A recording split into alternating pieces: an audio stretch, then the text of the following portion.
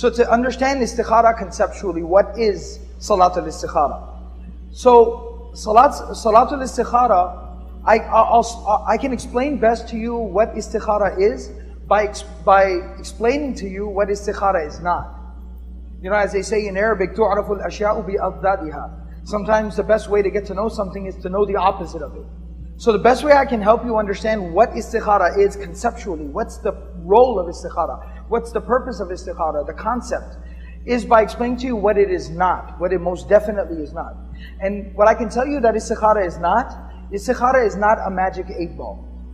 Everybody know what a magic 8-ball is? You ever buy that? They get it at the mall like a gag gift, right? So what happens with the magic 8-ball? Let's just think about that for a second. So you say, should I go to the mall today? Maybe, right? So that's a magic 8-ball, right? Basically, what I mean by saying that, by just giving a silly example, what I'm trying to explain is what people play around with when they play around with a magic 8-ball. What they're basically trying to do is, you know, they just throw up a random question, just shake the ball and get a magical answer, and boom, you just go with it, you roll with it. It's kind of like rolling the dice. Istikhara is not that. Istikhara, the way I can explain it to you, is that it is the third of a 3-step decision-making process. Istikhara is the third of a 3-step decision-making process. The first step of a decision-making process is to use the God-given intellect, ability, critical thinking that Allah subhanahu wa ta'ala has blessed each and every single human being with, in different capacities no less. But nevertheless, Allah has granted every single human being the ability to be able to take factors into consideration, weigh different options, think about it, ponder on it, you know, reflect on it, contemplate it, and process. That is the first step of a decision-making process in the life of a believer. That he first uses this aql, this intelligence, this ability to think that Allah has granted him. And there's a reason why Allah subhanahu wa ta'ala emphasizes the aql, ulul albab, and these types of things in the Quran, because this is from the greatest of Allah subhanahu wa ta'ala's blessings. So that's the first step of a decision-making process. Take your circumstances into consideration, look at the options available to you, and then sit down and think and try to figure out, do some research, and try to come to somewhat of a conclusion. At least try to narrow your options and come to somewhat of a conclusion and decision.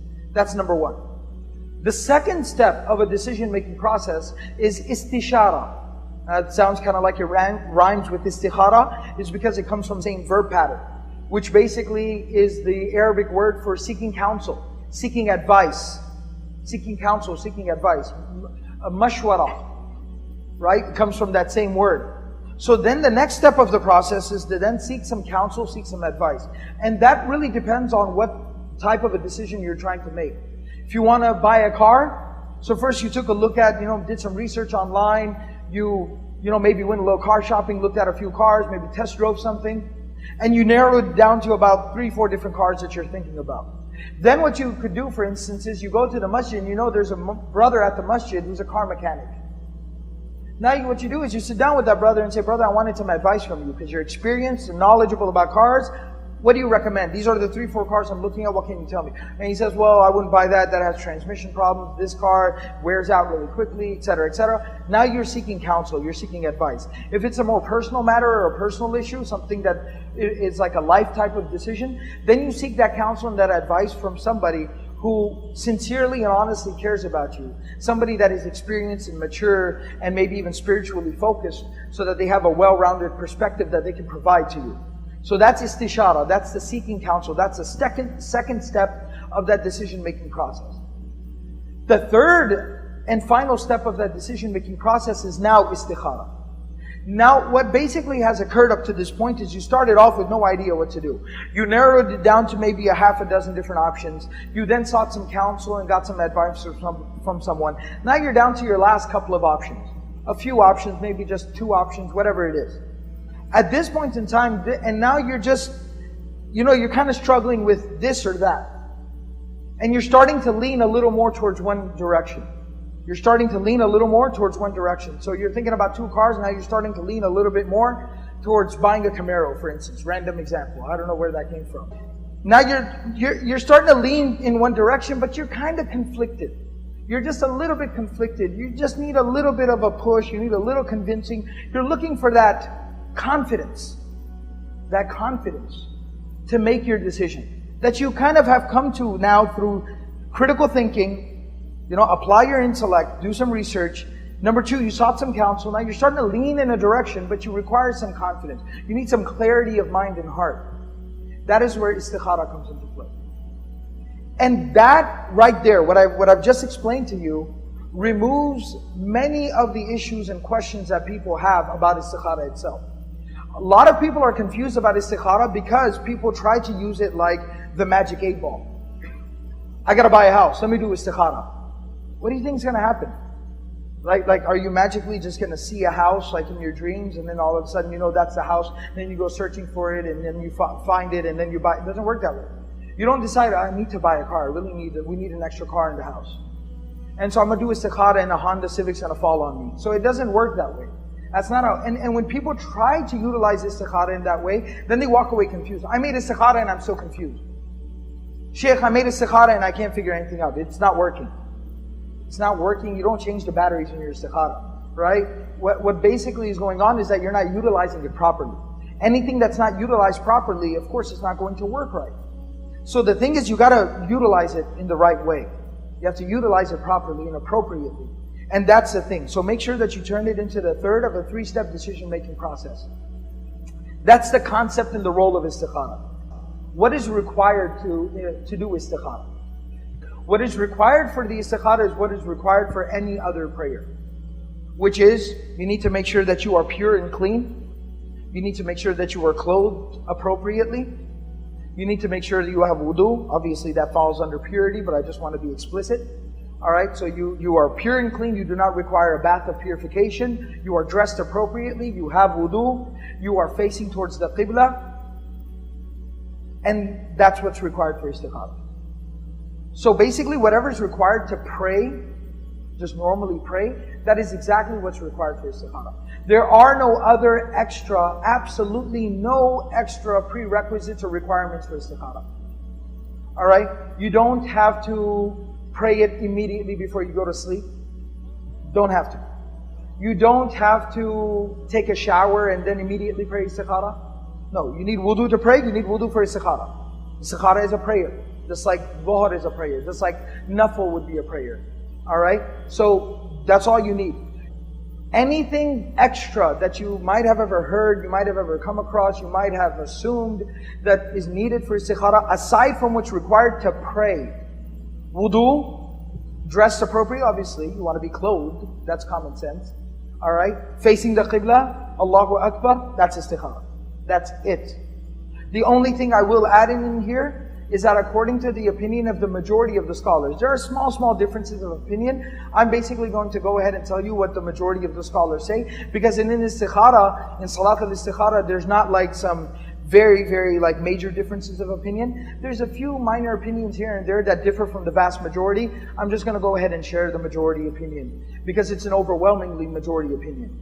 And the overwhelmingly majority opinion is, the only thing you got to watch out for is, again, what you watch out for other prayers. And that is, make sure you don't pray istikhara at the times when prayer is forbidden. At the times when prayer is forbidden. And those are 3 basic times of the day. While the sun is rising, during the rising of the sun, when the sun is at its peak, at its zenith, alright, which literally lasts for a minute or so, a couple of minutes is playing it safe, and then the setting of the sun. Those 3 times of the day when we are told not to pray, that same, again, so it's the same requirements of salah, same requirements for istikhara. That's it. So that is the prerequisites of istikhara. Now, what is the procedure of istikhara? What is the sequence of events, the procedure? So obviously, once you fulfill the prerequisites, you will stand up and you will pray 2 rak'ahs, 2 units of prayer, 2 units of prayer, 2 rak'ah of salah, with a nafil, with a voluntary, supererogatory intention. 2 rak'ahs, 2 units of nafil prayer, optional, voluntary prayer. Alright, that is istikhara. Why am I emphasizing and specifying that it needs to be 2 rak'ahs of a voluntary prayer? It's mentioned explicitly within the text of the hadith by the Messenger of Allah, peace and blessings be upon him. So no debate, no question there. What that basically means is you can't like pray Salatul Isha and just make the supplication of Istikhara, 2 for 1, all done. Can't do that. Alright? Istikhara, the Prophet ﷺ explicitly said you got to invest 2 more extra rak'ahs of prayer that are voluntary, that are optional. That's the first thing. The second thing, so you pray those 2 rak'ahs of prayer. There is nothing different about those 2 units of prayer. You pray them as you would pray any other 2 units of prayer. Or actually, let me kind of backtrack that just a little bit. You pray those 2 units of prayer as you should pray any other salah. Alright? There's obviously room for improvement in my prayer. And I'm pretty sure everybody feels that there's room for improvement within their prayer. So aside from that entire discussion, basically you pray Istikhara like you would pray any other prayer, any other salah. Which is 2 rak'ahs, qiyam, ruku', 2 sujood, qiyam, ruku', 2 sujood. Just like that. And then you sit at the end, tashahhud, salawat on the messenger, supplications, salam, salam, taslim. That is the procedure of the Istikhara. There's no extra special surah that should be recited here. There's nothing that's authentically narrated from the Prophet ﷺ that he would recite this in the first rak'ah and he would recite that in the second rak'ah. Nothing of that nature, nothing of that sort. You just recite you pray 2 rak'ahs of prayer. Once you finish these 2 rak'ahs of prayer, which means Assalamu alaikum wa rahmatullah, Assalamu alaikum wa rahmatullah, taslim. You then at that time recite the exact supplication taught to us by the Prophet ﷺ in the Arabic language. You read it in Arabic. Now again here, the vast overwhelming majority of scholars are of the opinion that the supplication of Istikhara is to be done after the prayer. There are just a couple of opinions here and there where they say to do it before the taslim. However, the vast overwhelming majority, and again, if you analyze the text of the hadith, you'll see that the Prophet ﷺ mentions a word which makes it very clear that the supplication is meant to be after the prayer is complete.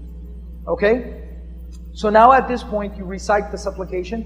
And again, I'm saying you read the supplication in Arabic. You read it in Arabic. Why am I explicitly saying that? Again, the hadith very clearly mentions that fact. Now, a question comes up here. What if I don't know, I don't have it memorized? Read it off of a piece of paper. Fuqaha have stated that very clearly. If somebody needs to read it off a piece of paper, that's okay. Read it out of the book, read it off a piece of paper, photocopy it, do what you got to do. But nevertheless, read the actual Arabic of the supplication. Don't kind of read the summarized English translation and say, I'm going to paraphrase and do it on my own. No. When we read the text of the hadith, you'll see the Prophet ﷺ explicitly said, read it as I've taught it to you. Alright? So that's the next thing. The other thing, and I'd like to go ahead and state this because just in case anybody is watching the video or is listening to the lecture, then what if somebody can't read Arabic? Somebody doesn't yet have the ability to read Arabic. Inshallah, they're learning how to read Arabic. Alright, then, use a transliteration or something of that nature to try to do the best of your ability. But of course, somebody recently took Shahada, somebody just, recently kind of came into connection with their deen and started learning. There's always an exception to the rule. We do not give enough consideration to people who have had a major turning point in their life, whether we're talking about people who might have been born in Muslim families but just not raised with the deen and they come to practice the deen later on in their lives, or we're talking about converts or reverts, people who took Shahada, accepted Islam later in life. Consideration always should be given to them, and it should be understood that they're doing the best that they can, and they should make an effort definitely to try to learn Arabic as much as possible, as quickly as possible. But until and unless they get to that point, they are completely capable of practicing their deen to the best of their ability, and that is, it's okay for somebody like that to read it in English or even read the translation of it. That is a very, very specific situation, and consideration should be given to those type of cases. And then that is basically the procedure of Istikhara. You read the supplication in Arabic, and that is done. Then you don't have to make some extra dua after that. The supplication, the Arabic that you read, is the supplication itself. It is the dua itself. Alright? So there's no other extra procedure after that. Once you're done with reading the supplication, you are done. Now, the next issue I'd like to address is what is the outcome of the Istikhara? Again, I can start by telling you what is not the outcome of the Istikhara. You will not wake up in the middle of the night and have a 3D vision of what you should do. I can tell you that much, that's not going to happen. Alright? It's Istikhara, not avatar. Alright? That's just not how it works, okay? So that's one thing we need to be clear on. And while it might seem like a joke or silly to some people, sometimes people just don't know. Alright? So the outcome of the istikhara is nothing out of this world like that. The primary outcome of the istikhara is that clarity of mind that I was talking about. That confidence to make the decision you need to make that I was referring to earlier, that I alluded to. You feel confident in making your decision. You feel good about making your decision. So you were already leaning towards one option, option A, alright? And there is another option on the table, but you're a lot more confident about option A, or maybe you've kind of come to a decision on option A, but you just need that extra little confidence. So you do your istikhara, you'll naturally start to feel more confident, you'll feel more clear, you'll feel ready to make that decision. That is the outcome of your istikhara. And how do you know that maybe the istikhara, the outcome is that maybe this isn't the best decision for you? You'll naturally feel doubt. You'll feel conflicted. You'll feel doubtful. You'll feel very, very scared or anxious or hesitant or apprehensive about making your decision. Then at that point, that is basically your response to the istikhara, your outcome of the istikhara, that maybe this isn't the best decision for you. Alright? And that's how simple and easy istikhara is.